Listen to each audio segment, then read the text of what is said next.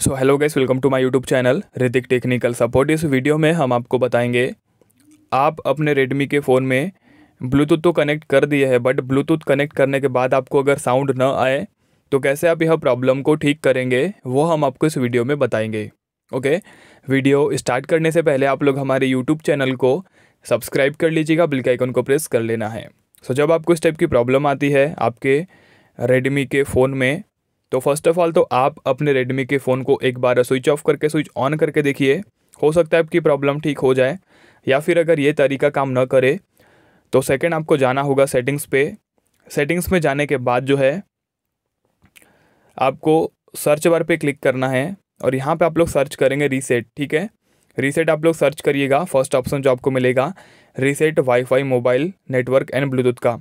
तो सिंपल आपको अपने डिवाइस में जो ब्लूटूथ की जो सेटिंग्स रहती है उसको रीसेट करना है। जैसे आप लोग रीसेट करेंगे ब्लूटूथ सेटिंग्स को, जो भी गलत एक्टिविटी हुई होगी ब्लूटूथ में सब कुछ डिफ़ॉल्ट हो जाएगा। देन आपका साउंड वाला प्रॉब्लम भी सॉर्ट आउट हो जाएगा। ठीक है, इसमें आपका कोई भी डाटा डिलीट नहीं होगा, आपको निश्चिंत रहना है। सो टॉपिक इस कवर, मिलते हैं नेक्स्ट वीडियो में। जय माता दी।